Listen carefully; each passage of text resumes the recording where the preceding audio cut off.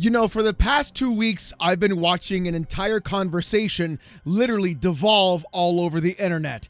And it all stems around one specific little word that so many people have on the tips of their tongues in the gaming space. And that word is exclusive.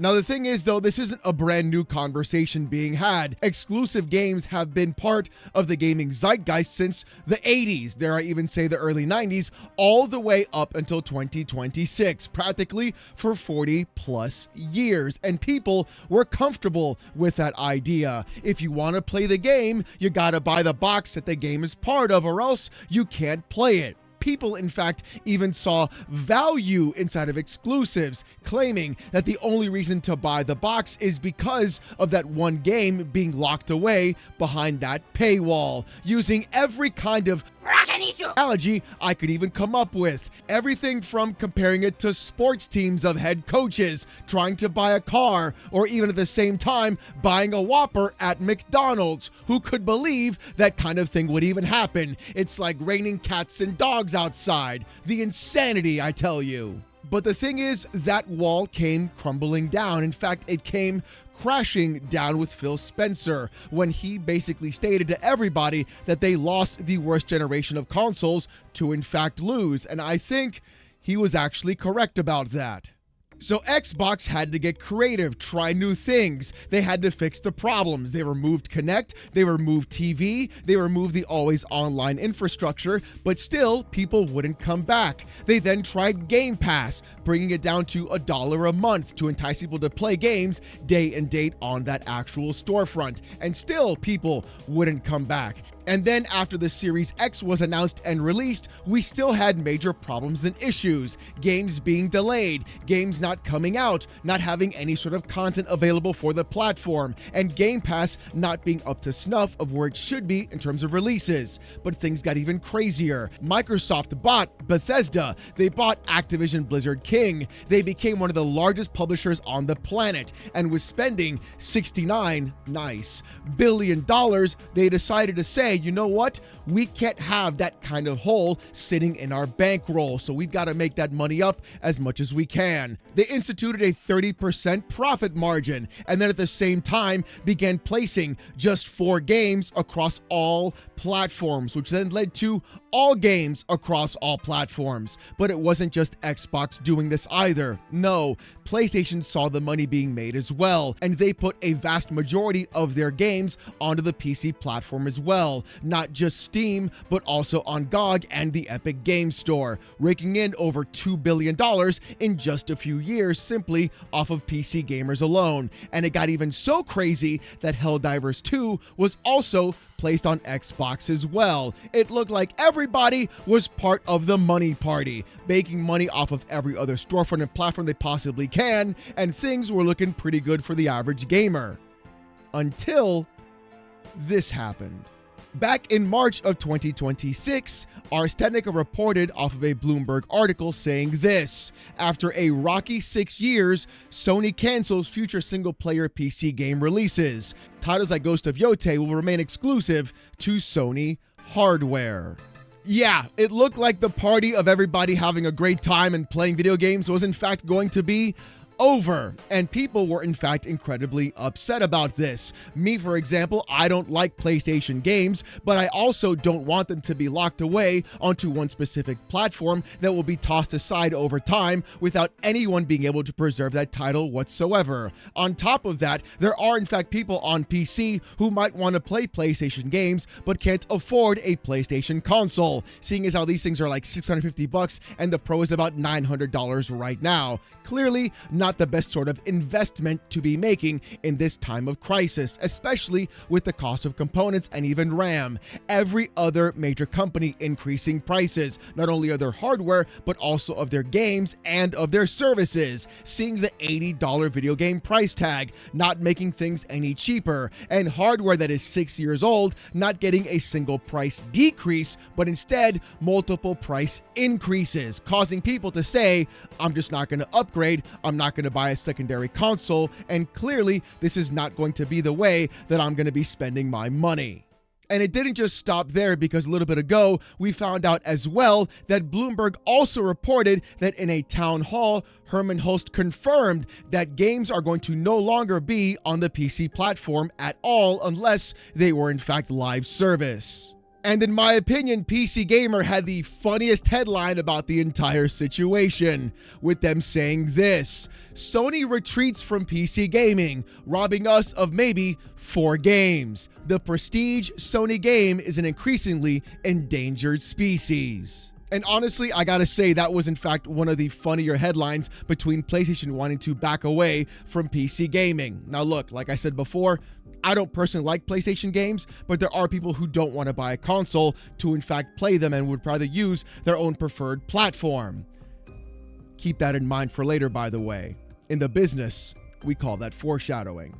But I think the funniest part has been watching as so many other fanboys on Twitter running around and screeching, asking for PlayStation to in fact delist and remove their games from Steam, even though they don't realize once a game is on the PC, it's on there for life. Regardless of whatever storefront it's on, we have our own ways of obtaining those video games, whether by hook or by crook, or even via emulation. And that kind of thing always comes around. At some point in time, your precious exclusive will in fact be on PC. The difference is whether I paid for it or not. But you see, all of this is good context for what happened recently. And the reason for that is because of the announcement of Project Helix, basically stating it's going to be a PC console hybrid, or in my opinion, just a PC with Windows 11 as their baseline platform of what they're going to be using. And the big draw of this wasn't the fact that Xbox was having a new console, it was the fact that people could get other storefronts on that platform as well. And the best case study of how that would in fact work was this: the ROG Ally X, being able to access Ubisoft Connect, EA, Battle.net, the Xbox PC app, Steam, and even GOG in one simple device. That was the pitch. That's the idea of what the Helix will also be.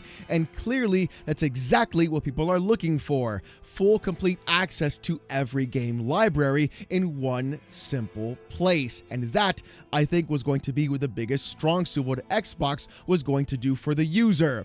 The problem, though, is the community may be wanting something different. You see, the Xbox player voice came out recently as well, where users would want to go around and ask what they want Xbox to do. And the #1 voted thing that people wanted, with 19.3 thousand upvotes, is exclusives. Literally an entire paragraph written as if it was a 13-year-old child screaming at something like GamePro magazine about how great their exclusives are, is exactly what people were in fact looking for when talking about Xbox.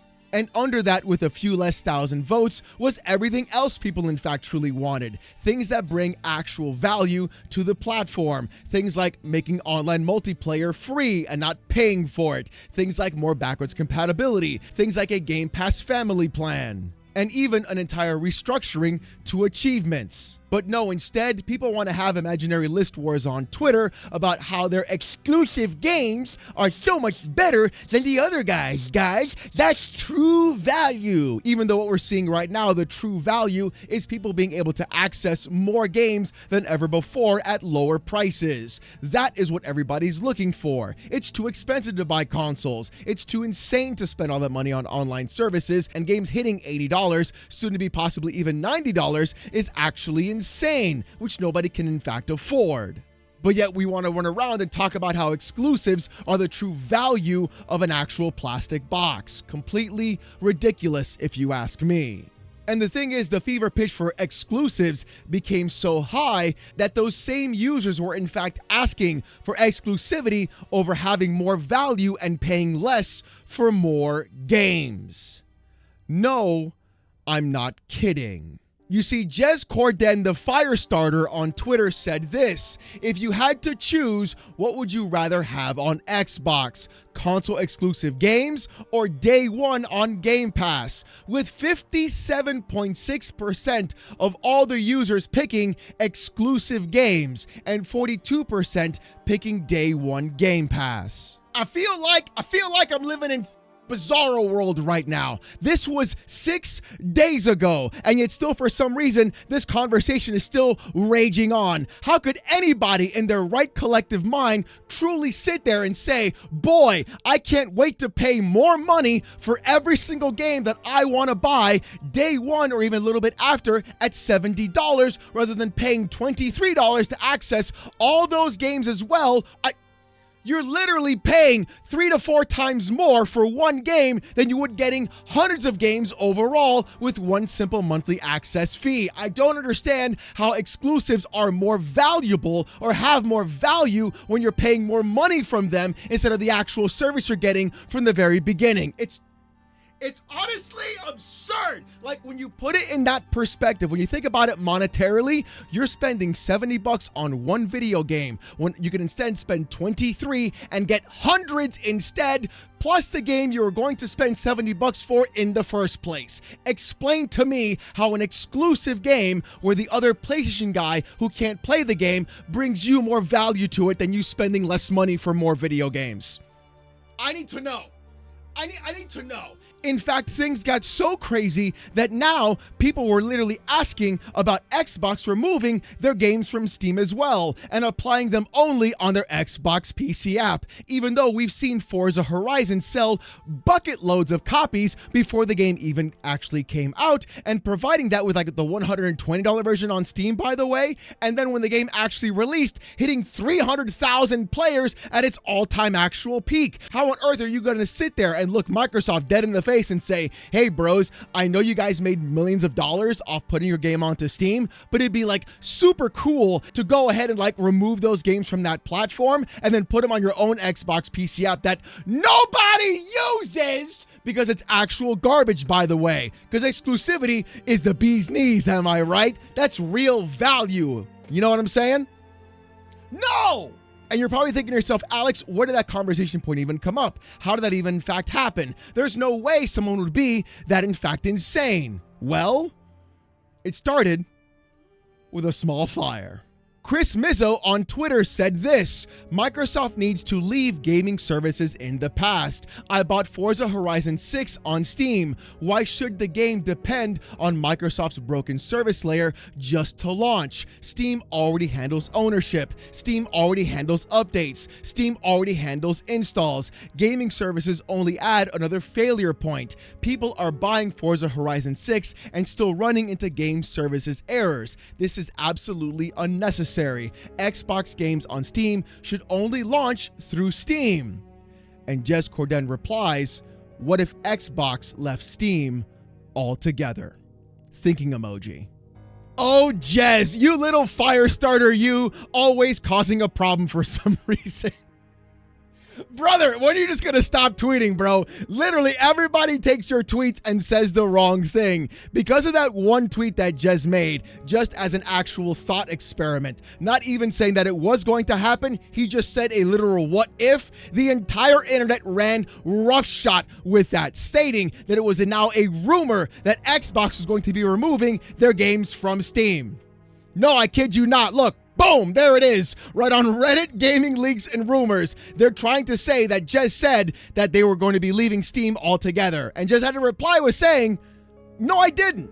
I didn't say that at all, and that's not what Jez said. Jez simply asked a rhetorical question. What if they just left Steam altogether? And that would be something insane. And things got even worse with this. Podcasts started popping up. Online gaming pundits were stating Xbox should leave Steam and put their games on the PC app, even though the PC app literally still to this day does not function correctly, has literally 1/100th of the same faculties of what Steam has on its own. And why do I say this? It's not because I'm a Steam glazer. It's not because I'm a Valve fanboy. It's because I've seen exclusivity firsthand happen on an open platform and literally fail, not because of the games, but because of the fact that the competing platform didn't do anything to help the user. According to VGC, Remedy's new CEO says Alan Wake and Control, quote, should have sold more, and that an Annapurna movie/TV deal will, quote, help us do that. Oh, that's what he thinks? He thinks an Annapurna TV and movie deal is going to help people go out and buy copies of Control and Alan Wake. You know what would have helped with that, my boy? I'll tell you. How about not making those games Epic Store exclusive when they first launched, having to wait multiple years for it to come out on PC and Steam later on? That's right, I said come out on PC later on, because if a game is on Epic, it basically doesn't exist when it's on the PC platform. We have looked at for the past 6+ years watching as Epic Games has gone around and locked games behind exclusivity, whether it's permanent or in fact temporary, as if trying to money hat games on their own storefront.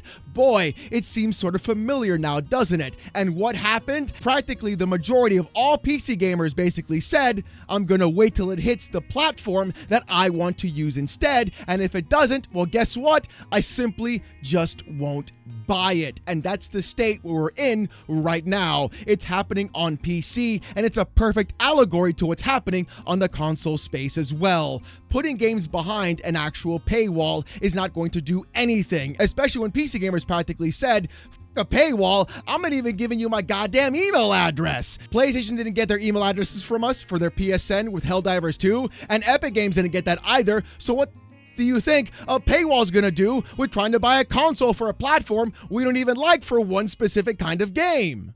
I've proven through multiple videos, articles, and research that even Epic Games knows that people go into the storefront, turn it on, open it up, get their free game, close the Epic Games Store, and then spend their money on Steam instead. Not because Steam is a monopoly, but because Steam's focus has been on the user experience and the platform overall. That's why they're successful. You see, we are in the space right now in the industry where people cannot afford anything, and game prices are ever increasing over and over again. And simply having 1 or 2 IPs behind a plastic box paywall is not going to be enough to assuage someone moving to that platform or buying it as well. If Xbox truly wants to compete, they're going to have to do a lot of specific things. They're going to have to fix their Xbox PC app. They're going to have to make their actual game mode look more like Steam's big picture mode. They're going to have to provide more stuff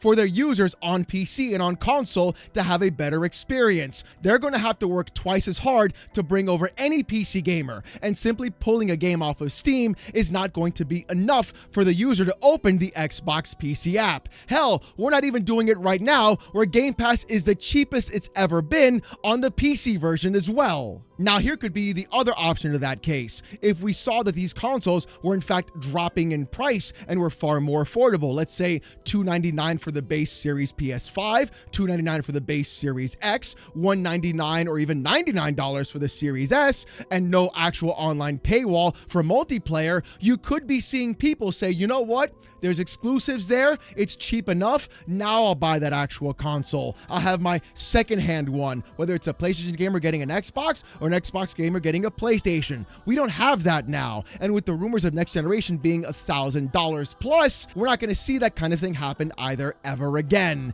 So clearly, being able to market your game to more people is going to be the best way moving forward.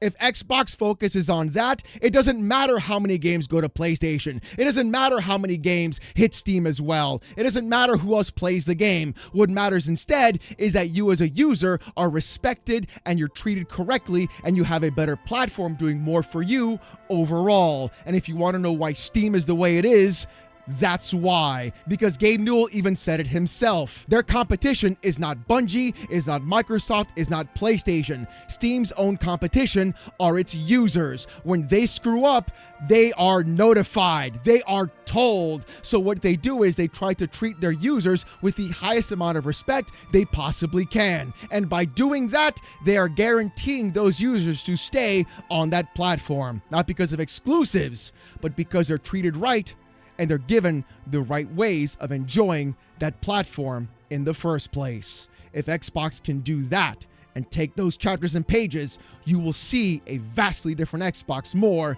than any exclusive could ever bring. But you know what? I want to hear what you guys got to say about this in the comment section down below.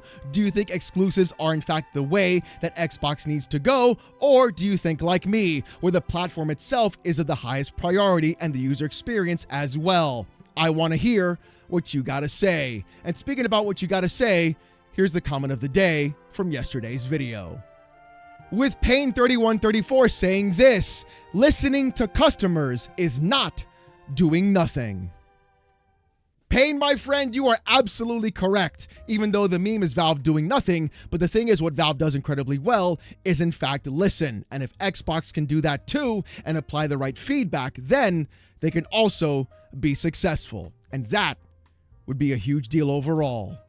But as always, if you guys want to see more of this kind of content though, more PC port reviews, gaming news, Steam Deck videos, fanboy content, and live streams, subscribe to the channel. If you want Discord access or emotes during those streams, become a YouTube member. It's as low as $1. Look, if you don't want to spend the buck, don't sweat it. Just come on down to the live streams Saturday night, 8:45 p.m. Eastern, live right here on the channel as I wear a banana suit and get insulted with text-to-speech. Trust me, you don't want to miss it. Saturday nights, live, right here on this channel, 8:45 p.m. Eastern. It's a hell of a show.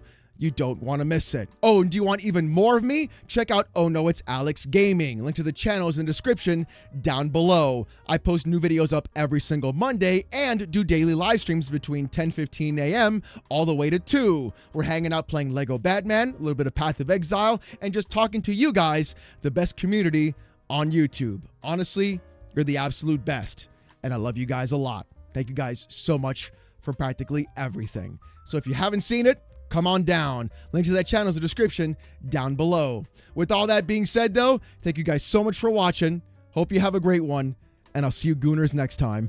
Peace!